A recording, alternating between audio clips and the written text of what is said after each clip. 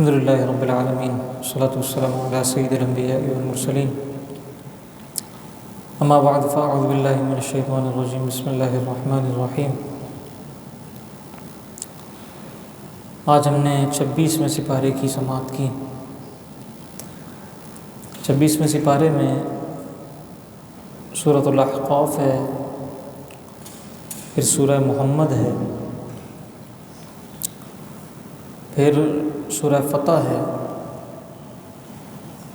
مشہور و معروف سورت، پھر سورہ حجرات ہے، پھر سورہ قاف ہے، پھر سورہ ذاریات کا کچھ حصہ ہے۔ ان ساری صورتوں میں سے آج ہم صرف سورہ حجرات پر بات کریں گے۔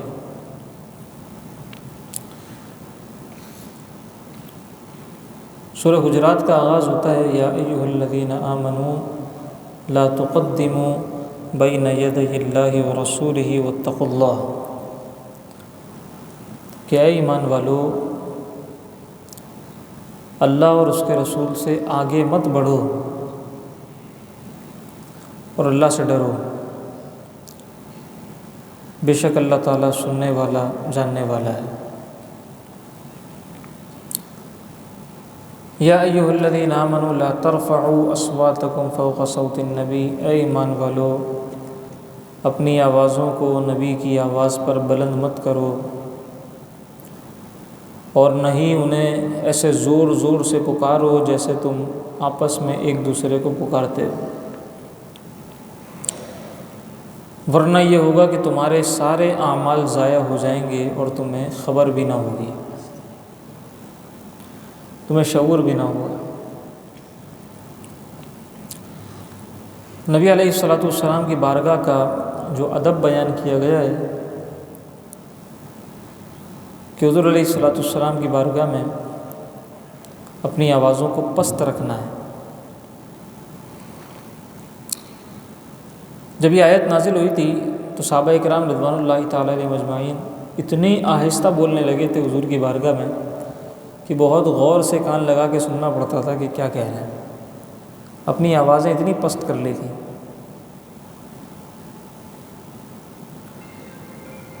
تو یہ ان کے ادب کا ایک مقام تھا، اور نہ حضور علیہ السلام کی ظاہری حیات میں بلکہ اب بھی حضور کی بارگاہ کا یہی ادب ہے۔ اب بھی کوئی حضور کی بارگاہ میں جائے تو یہی ادب ملحوظ رہے، وہاں جا کے شور شرابہ نہ کریں۔ وہاں دیکھیں ہم نے لوگ شور مچا رہے ہوتے ہیں، طرح طرح کی بحثیں کر رہے ہوتے ہیں، تو یہ سب حضور کی بارگاہ کے ادب کے خلاف ہے۔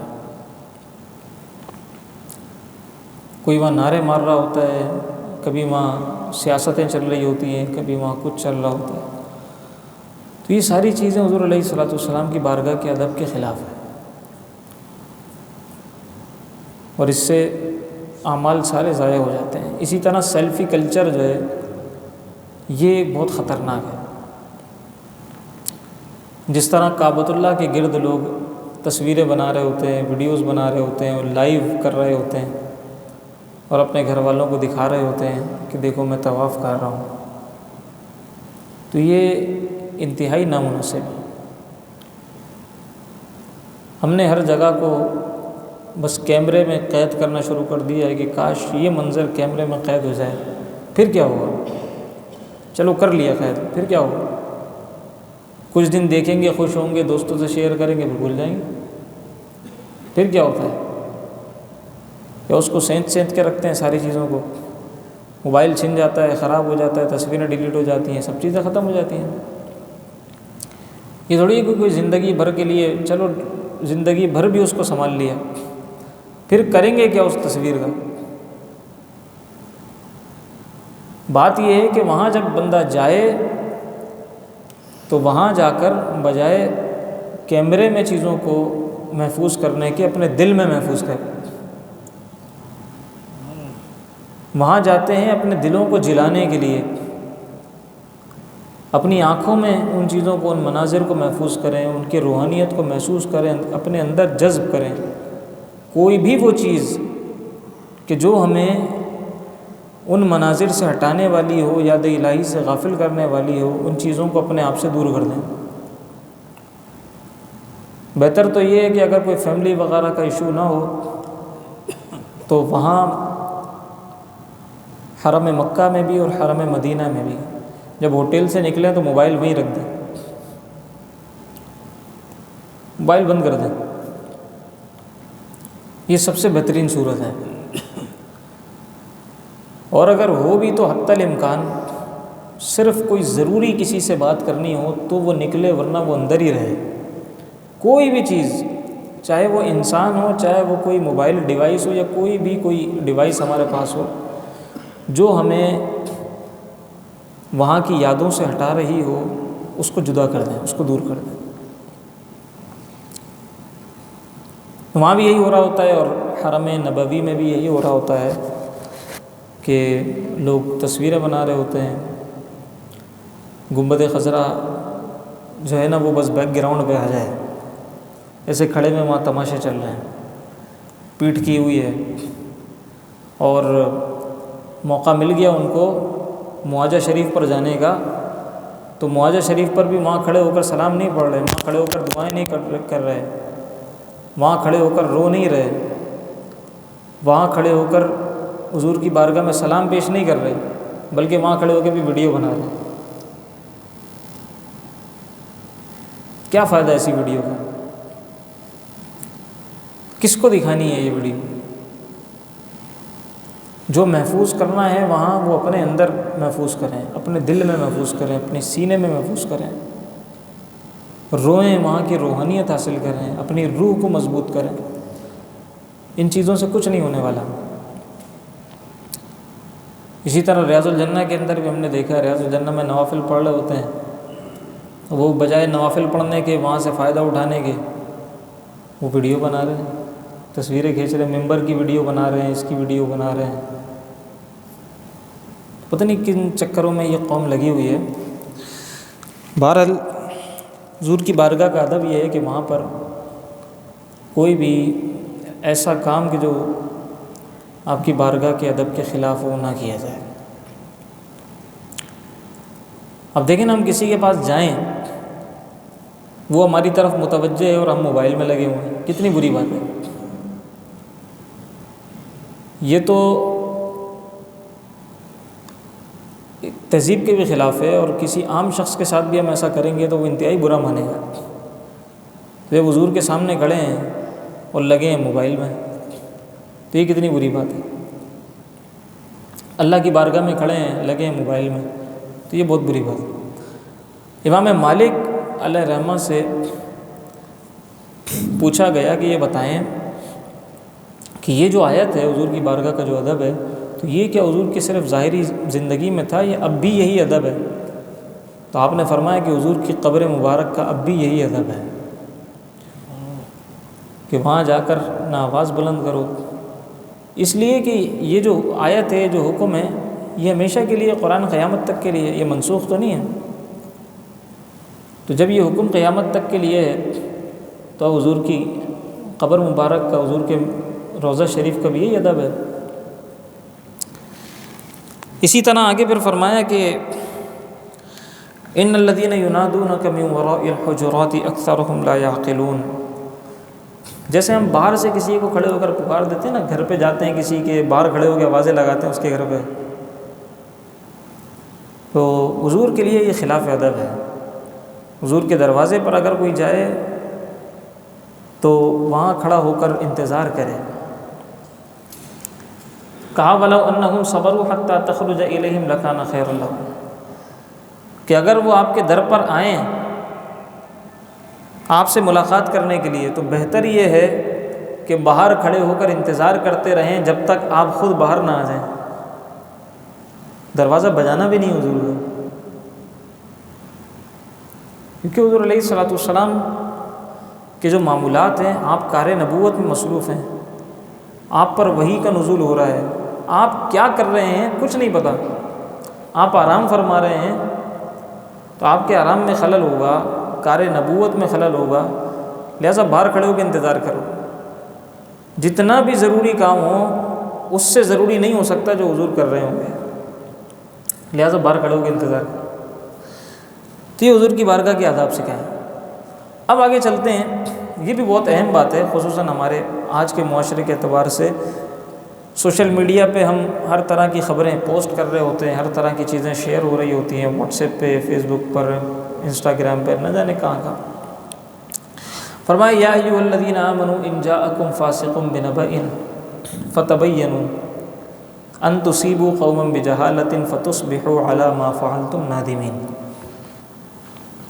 کیا ایمان والو، اگر کوئی فاسق شخص تمہارے پاس کوئی خبر لے کر آتا ہے، یعنی فاسق سے مراد یہ کہ جو عموماً بہت زیادہ محتاط نہیں ہوتا، جو ایک تو ہوتا ہے نا محتاط شخص، محتاط فی الدین، کہ جو جب اس سے کوئی بات ہمیں ملتی ہے نا تو ہم اس کو دلیل بناتے ہیں، ہم کہتے ہیں کہ یار فلاں شخص نے بتایا تو پھر صحیح سچ ہی بتایا ہوگا، پھر ٹھیک ہی کہا ہوگا۔ بعض لوگ ایسے ہوتے ہیں، لیکن بعض لوگ ہوتے ہیں ہم کہتے ہیں یار ہم نے سنا ہے، ایک دوست بتا رہا تھا، ایک بندہ کہہ رہا تھا، لیکن یہ نہیں پتا کہ وہ صحیح کہہ رہا تھا یا غلط کہہ رہا تھا، لیکن بہرحال ہم نے اس سے سنا ہے۔ ایسے لوگ جو ہوتے ہیں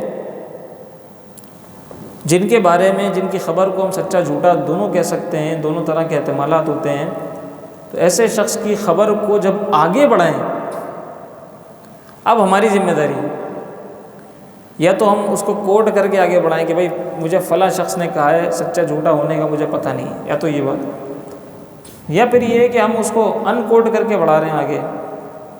ہم یہ نہیں کہہ رہے کہ یار فلاں شخص نے کہا ہے، ہم خود ہی ایک بات کو آگے بتا رہے ہیں، تو اس کی ذمہ داری پھر ہماری ہے۔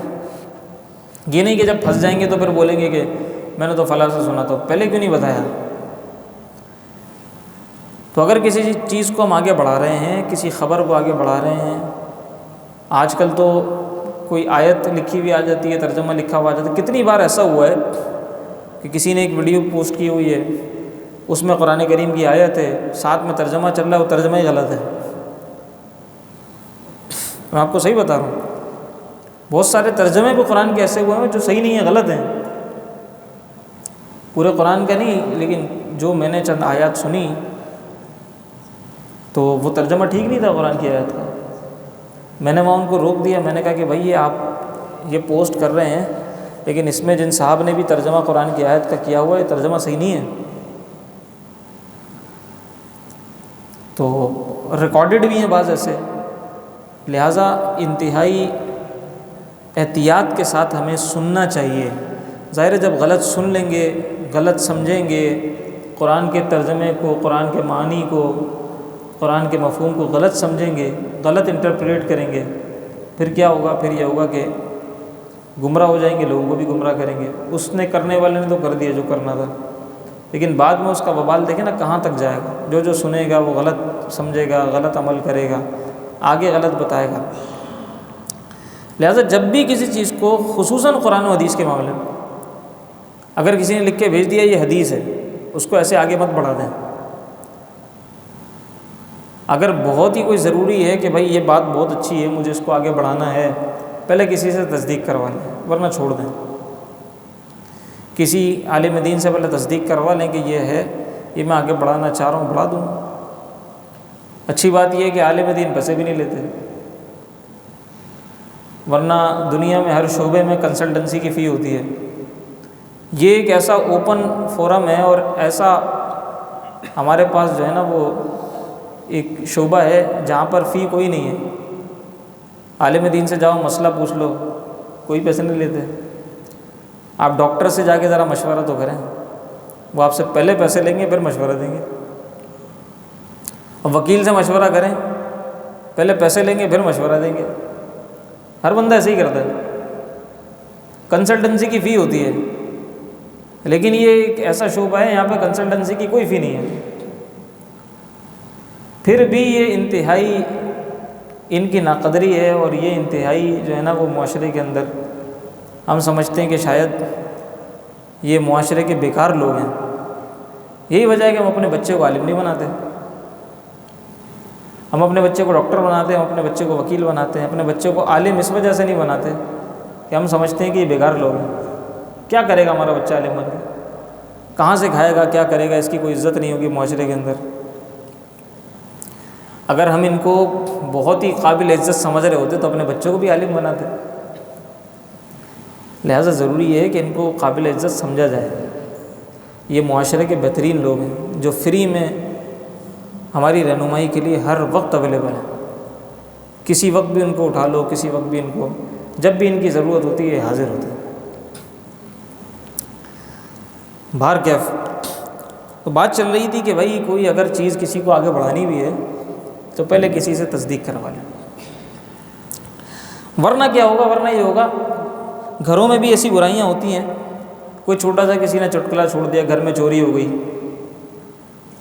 یا گھر میں کوئی ایسی بات ہو گئی، کسی نے کہہ دیا بھائی مجھے شک ہے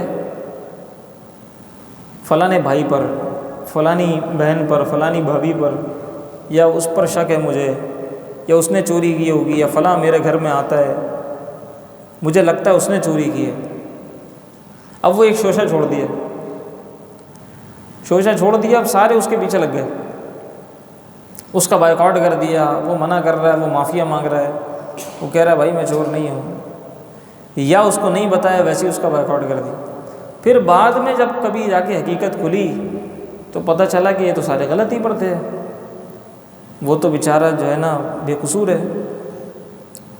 تو اس طرح شوشے بھی چھوڑ دیے جاتے ہیں، اور پھر اس میں کیا ہوتا ہے پورے کے پورے گھر برباد ہو جاتے ہیں. اسی طرح کسی نے آ کر جو ہے نا وہ شوہر کو بتایا کہ میں نے تمہاری بیوی کو فلاں جگہ پر دیکھا تھا، فلاں کے ساتھ دیکھا تھا. اب اس کو پتہ نہیں کہ وہ ہو سکتا ہے اس کا کوئی محرم ہو سکتا ہے کسی اور کو دیکھ لیا ہو، شبہ ہو گیا ہو،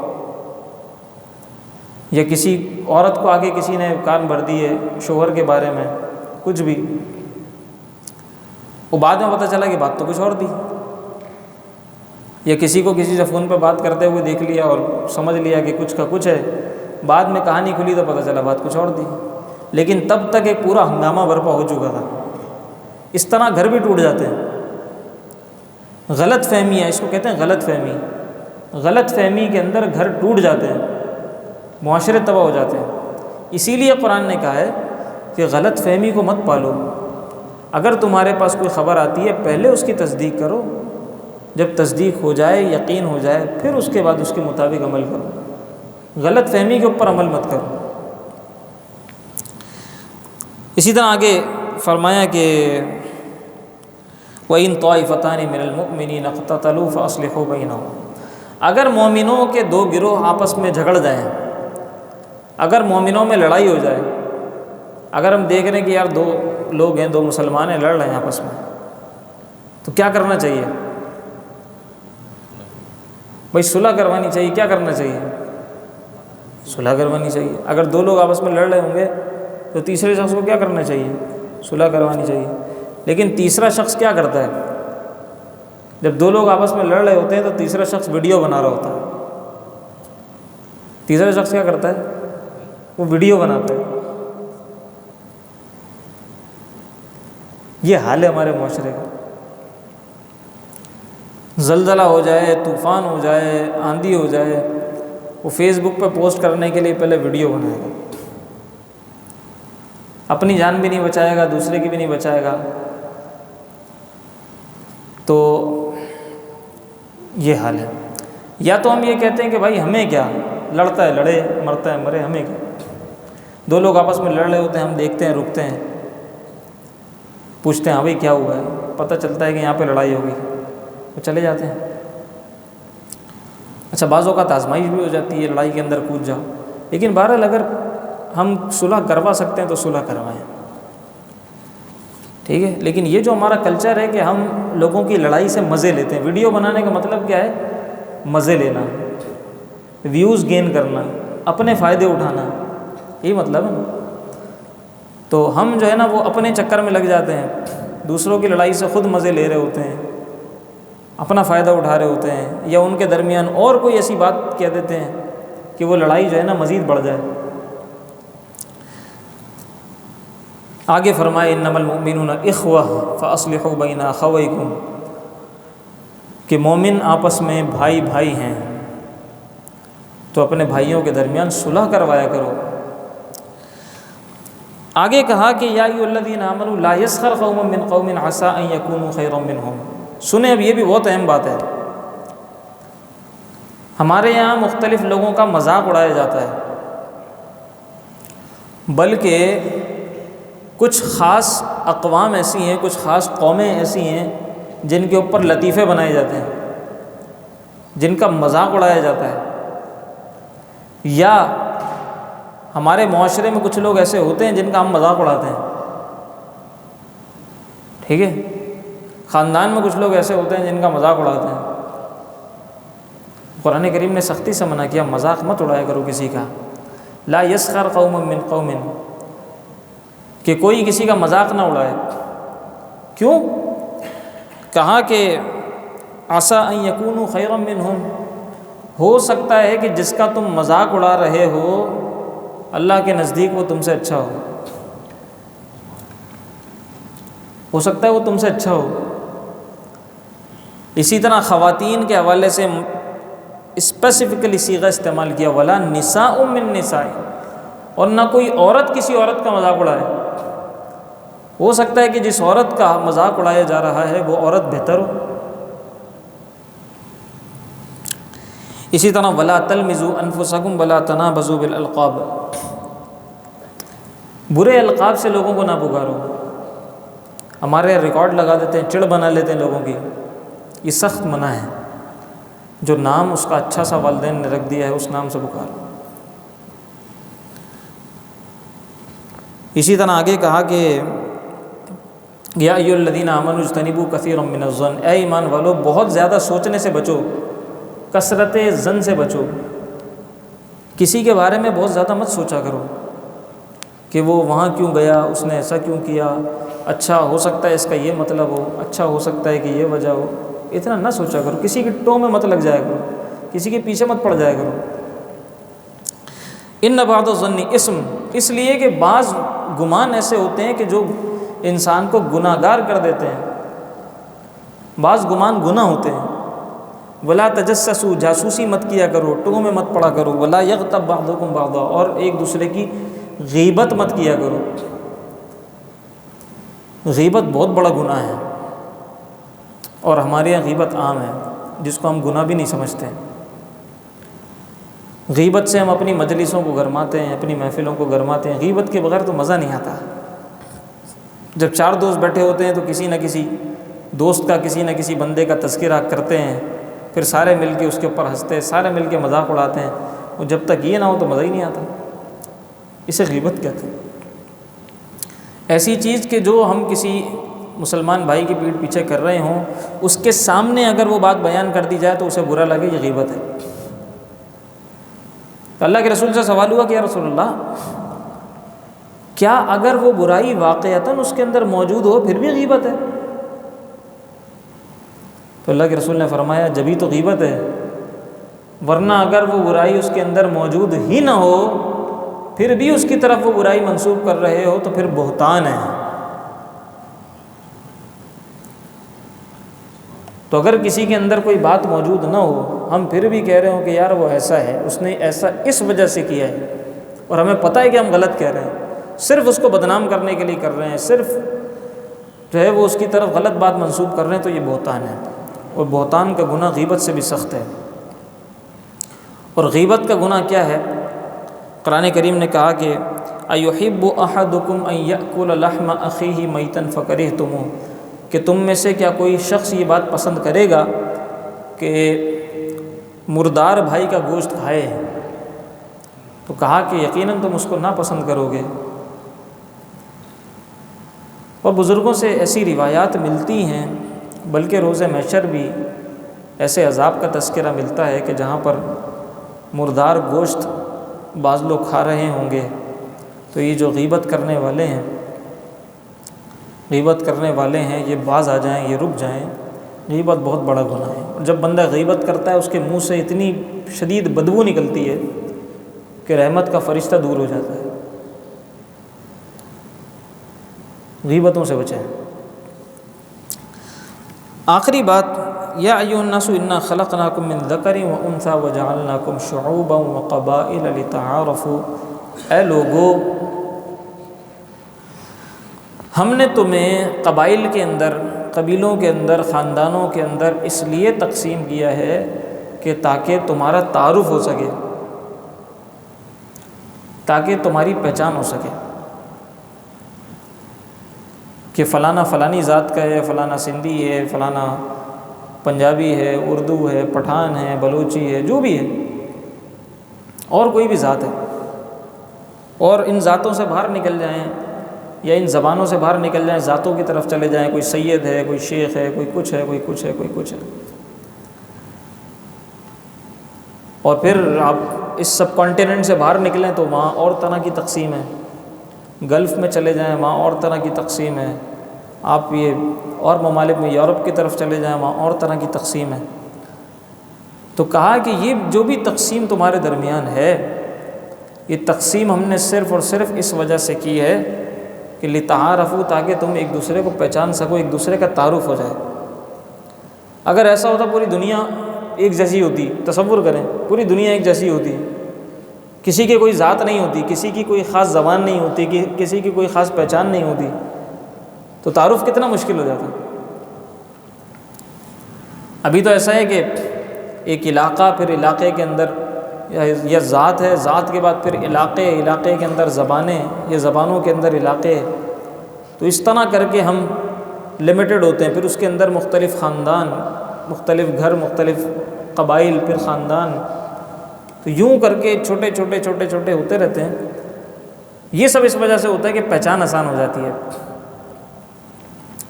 اس لیے نہیں ہوتا کہ ایک دوسرے کو برا بھلا کہنا شروع کر دیں، ایک دوسرے سے زبان کی یا ذاتوں کی بنیاد پہ لڑائی جھگڑے شروع کر دیں۔ مسلمان کو آپس میں یونائٹڈ ہونا چاہیے، متحد ہونا چاہیے، کوئی کسی علاقے کا رہنے والا ہو، کوئی کسی زبان کا بولنے والا ہو، آپس میں بھائی بھائی ہیں۔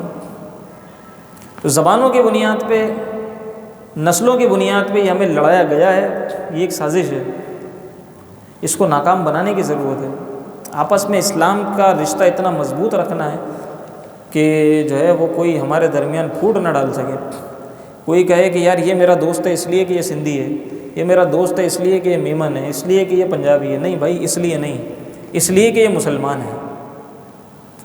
تو رشتہ اسلام جو ہے نا وہ سب سے اوپر ہے، ٹھیک ہے؟ اور باقی جو ذاتیں ہیں یہ صرف پہچان کے لیے ہیں، حقیقتاً دوستی تو اسلام کی وجہ سے۔ اور خود اللہ نے کہہ دیا کہ ان اکرمکم عند اللہ اتقاکم، تم میں سب سے زیادہ اللہ کے نزدیک جو معزز ہے، مکرم ہے، وہ ہے کہ تم میں سب سے زیادہ متقی ہے۔ تو معیار فضیلت تقویٰ ہے، معیار فضیلت نہ کوئی ذات ہے اور نہ ہی کوئی زبان ہے، نہ ہی کوئی علاقہ ہے، نہ ہی ہمارا کوئی فائنینشیل اسٹیٹس ہے، اور نہ ہی ہماری کوئی پروفائل ہے ایسی کہ ہمارا اتنا تجربہ ہو تو ہم اللہ کے نزدیک جو ہے نا وہ بہت زیادہ مکرم ہو جائیں گے، ہم جناب اس عمر کو پہنچ جائیں گے تو اللہ کے نزدیک معزز ہو جائیں گے۔ یہ ساری چیزیں اللہ کے نزدیک معیار نہیں ہیں۔ ہم فلاں جگہ رہتے ہوں گے، اتنا بڑا گھر ہوگا، یہ ہمارا اسٹیٹس ہوگا، اتنے بڑے سخی کہلاتے ہوں گے، ہم عالم دین ہوں گے، ہم حافظ قرآن ہوں گے۔ یہ ساری چیزیں جو ہے نا ٹھیک ہے، تقوی کی طرف لے جانے والی ہیں، علم دین ہے، قرآن کریم سے وابستگی ہے، سخاوت ہے، اللہ سخی لوگوں کو پسند فرماتا ہے، یہ ساری چیزیں تقوی کی طرف لے جاتی ہیں، لیکن بالآخر جو تقوی ہے نا وہی معیار فضیلت ہے۔ اللہ رب العزت ہمیں تقوی کی دولت سے مالا مال فرمائے۔ وما علیہ الا البلاغ المبین۔ الحمد للہ رب العالمین، والصلاۃ والسلام علی سید الانبیاء والمرسلین۔